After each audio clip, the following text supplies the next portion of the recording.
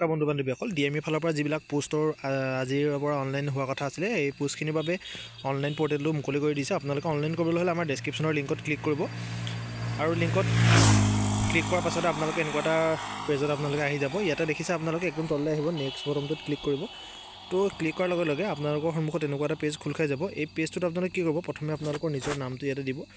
ফাৰ্ষ্টটোত আপোনাৰ নিজৰ নামটো দিব, তাৰপিছত আপোনালোকৰ ফাদাৰ্ছ নেম, মাদাৰ্ছ নেম এইকেইটা ভৰাই দিব। তাৰপিছত আপোনালোকৰ ডেট অফ বাৰ্থটো ভৰাব আৰু যিকেইটা জেনেৰেল কথা আমাৰ মেল ফিমেল এইকেইটা আপোনালোকে ভৰাব। আৰু আপোনালোকৰ যিটো এড্ৰেছটো আছে, এড্ৰেছটো তিনিটা ঘৰতে আপোনালোকে এড্ৰেছটো ফিল আপ কৰিব লাগিব। ধৰক প্ৰথমতে আপোনালোকৰ গাঁৱৰ নামটো দিলে, তাৰপিছত আপোনালোকৰ জিলাৰ নামটো দিলে, তাৰপিছত আপোনালোকৰ মানে ধৰক কিবা এটা দি দিব, মানে তিনিটা জেগাত আপোনালোকে ফিল আপ কৰি দিব। এইটো তাৰপিছত চিটি, ডিষ্ট্ৰিক্ট, ষ্টেট এইকেইটা চিলেক্ট কৰি দিব। তাৰপিছত পিনক'ডটো আপোনালোকে নিজৰ যিটো পিনক'ড এই নিজৰ পিনক'ড আছে এই পিনক'ডটো আপোনালোকে দিব। তাৰপিছত ইয়াতে আপোনালোকে চেম এজ এবভ যিটো দেখিছে অপশ্যনটো যে চেম এজ এবভ, ইয়াতে আপোনালোকে ক্লিক কৰি দিলে অট'মেটিক মানে এইকেইটা ফিল আপ হৈ যাব। তো ইয়াত আৰু পেজটোত ফিল আপ কৰিবলৈকে একো নাই ওপৰডোখৰত মানে। তাৰপাছত আহিলে আপোনালোকৰ এটা মোবাইল নাম্বাৰ ক্ষেত্ৰত আপোনালোকে যদিহে আগতে ডিএমই অনলাইন আপোনালোকে কৰিছে, তেতিয়া সেইটো নাম্বাৰত আপোনালোকে অনলাইন কৰিব নোৱাৰিব। তো বেলেগ নাম্বাৰত আপোনালোকে ইয়াতে মোবাইল নাম্বাৰ মাৰি অ'টিপি ক্লিক কৰিব। অ'টিপি ক্লিক কৰি যিটো অ'টিপি আহিব, অ'টিপিটো ইয়াতে ভেৰিফাই কৰি দিব। ভেৰিফাই কৰাৰ পাছত আপোনালোকে নেক্সট আপোনালোকে কৰিব লাগিব ইমেইল এড্ৰেছটো দিব লাগিব। আপোনালোকৰ ভেলিড যিটো ইমেইল এড্ৰেছ আছে এড্ৰেছটো ইয়াতে বহুৱাই দিব। তাৰপাছতে ইয়াতে আপোনালোকে আইডেণ্টিফিকেশ্যন মাৰ্ক দিব লাগিব। ধৰক আপোনালোকৰ যদি ক'ৰবাত হাতত হওক বা মুখত হওক আপোনালোকৰ যদি আইডেণ্টিফিকেশ্যন কিবা তিল মাহ তেনেকুৱা যদি কিবা আছে, তেতিয়া আপোনালোকে ইয়াতে দি দিব। তো আইডেণ্টিফিকেশ্যন মাৰ্ককেইটা কেনেকৈ দিব মই ডেছক্ৰিপশ্যনত দি দিম, তাৰপৰা আপোনালোকে চাই দিব পাৰিব। তাৰপিছত আপোনালোকে নিজৰ কাষ্টটো ইয়াতে ভৰাই দিব, কেটেগৰীটো আপোনালোকে ইয়াতে ভৰাই দিব। যদি জেনেৰেল হয় জেনেৰেল ভৰাব, ST SC হ'লে এনেদৰে আপোনালোকে ফিল আপ কৰিব। তাৰপিছত যদি আপোনালোকে ফিজিকেলি হেণ্ডিকেপ হয়, যিসকলে হয় তেওঁলোকে য়েছ কৰিব, যদি যিসকল নহয় তেওঁলোকে ন' দিব। তাৰপিছত whether candidate permanent residency of Assam, আপোনালোকে অসমৰ স্থায়ী বাসিন্দা হয় নে নহয় সুধিছে, ইয়াতে আপোনালোকে য়েছ দিব। য়েছ দিয়াৰ পিছতে ইয়াতে দেখিছে আপুনি do you have apply non technical post, ইয়াতে আপোনালোকে ন' নিদিব, ইয়াতে য়েছ দিব। ইয়াতে য়েছ দিয়াৰ লগে লগে এনেকুৱা বহুকেইটা পোষ্ট আপোনালোকৰ সন্মুখত এনেকৈ আহি যাব। এটা চাওক ইয়াতে মেইন কথাটো হৈছে যদিহে আপোনালোকৰ কম্পিউটাৰ ডিপ্ল'মা আছে তেতিয়াহে আপোনালোকে এই পোষ্টখিনিত এপ্লাই কৰিব পাৰিব। ইয়াতে কম্পিউটাৰ ডিপ্ল'মা থাকিলে ইয়াতে দেখিছে 8 নম্বৰ যিটো পোষ্ট আছে একাউণ্ট এছিষ্টেণ্ট ক্লাৰ্ক কাম ৰেকৰ্ড কিপাৰ দিছে। ইয়াতে 8 নম্বৰ যিকেইটা পোষ্ট আছে দেখিছে আপোনালোকে, ইয়াতে বহুকেইটা পোষ্ট আছে, টোটেল 13টা পোষ্ট আছে ইয়াতে। সেই 13টা পোষ্টৰ ভেকেঞ্চি ইয়াতে মুকলি হৈ আছে। তো যিটো 8 নম্বৰ যিকেইটা পোষ্ট আছে এই 8 নম্বৰটো আপোনালোকে এনেদৰে টিক কৰি দিব। 8 নম্বৰ টিক কৰি দিয়াৰ পাছতে আপোনালোকে এনেকুৱা এটা পেজ আহি যাব। তো ইয়াতে আপোনালোকে চাওক এমপ্লয়মেণ্ট এক্সচেঞ্জৰ নাম্বাৰটো ইয়াতে বিচাৰিছে। তো এমপ্লয়মেণ্ট এক্সচেঞ্জত যদিহে আপোনালোকে কৰা নাই, তেতিয়া আপোনালোকে এমপ্লয়মেণ্ট এক্সচেঞ্জত অনলাইনটো কৰি ল'ব পাৰিব। এমপ্লয়মেণ্ট এক্সচেঞ্জৰ অনলাইনটো নিজৰ মোবাইলতে কৰিব পাৰিব আপোনালোকে যদিহে বিচাৰে। যদি আপোনালোকৰ এমপ্লয়মেণ্ট এক্সচেঞ্জৰ নিজৰ মোবাইলত কিদৰে কৰিব লাগিব যদি জানিব বিচাৰে, তেতিয়া আমাক কমেণ্টত জনাব। আমি এমপ্লয়মেণ্ট এক্সচেঞ্জত নিজৰ মোবাইলতে অনলাইন কিদৰে কৰিব পাৰে সেইটো আপোনালোকক দেখাই দিম। তো ইয়াতে দেখিছে আপোনালোকে এমপ্লয়মেণ্ট এক্সচেঞ্জ ৰেজিষ্ট্ৰেশ্যন নাম্বাৰটো ইয়াতে ভৰাব। ভৰোৱাৰ পাছতে দেখিছে SSLC 10, 12 আৰু যিখন আপোনালোকৰ ডিপ্ল'মা কম্পিউটাৰ 1 ইয়েৰ যিখন ডিপ্ল'মা আছে 6 মন্থ হ'লেও হ'ব, কিন্তু আপোনালোকে ইয়াত 1 ইয়েৰ বুলি দিছে। তো আপোনালোকে 6 মন্থখনকে দিব, কিন্তু আপোনালোকে 1 ইয়েৰখন পাৰিলে উলিয়াব। মানে এখন যেতিয়া ভেৰিফিকেশ্যন কৰিব তেতিয়া 1 ইয়েৰখন দেখাব লাগিব। তো ইয়াতে দেখিছে ক্লাছ 10ৰ মাৰ্কখিনি ইয়াতে ভৰাই দিব, মাৰ্কটো অবিটেন ভৰাই দিব। আপোনালোকে কিমান মাৰ্ক পাইছে ক্লাছ 10ৰ টোটেল আপোনালোকে 600 মাৰ্কৰ ভিতৰত কিমান মাৰ্ক পাইছে প্ৰথমে তাত সেইটো ভৰাব। টোটেল মাৰ্কটো কিমান আছিলে সেইটো আপোনালোকে ছেকেণ্ডত ভৰাব। তো যিটো পাৰ্চেণ্টেজ আছে সেই পাৰ্চেণ্টেজটো তাৰ পাছত ভৰাব। তাৰপিছত আপোনালোকে কোন চনত পাছ কৰিছে সেইটো তাৰ মানে ইয়েৰ অফ পাছিঙত ভৰাব। তাৰপিছত name, school, board, college, university, ইয়াতে আপোনালোকৰ যিখন স্কুল আছে স্কুলখনৰ নামটো ইয়াতে ভৰাব পাৰে। আপোনালোকে বৰ্ডটো ভৰাব পাৰে, ইউনিভাৰ্চিটি, কলেজ যিকোনো ভৰাব পাৰে। তাৰপিছত higher secondary HSSLC Assam higher secondary education council, এইটো আপোনালোকে ইয়াতে আপোনালোকে চিলেক্ট কৰি দিব। আৰ্টছৰ আছিলে, ছায়েন্সৰ নে কমাৰ্চৰ যিটো আছিলে আপোনালোকে সেইটো ইয়াতে য়েছ কৰি দিব।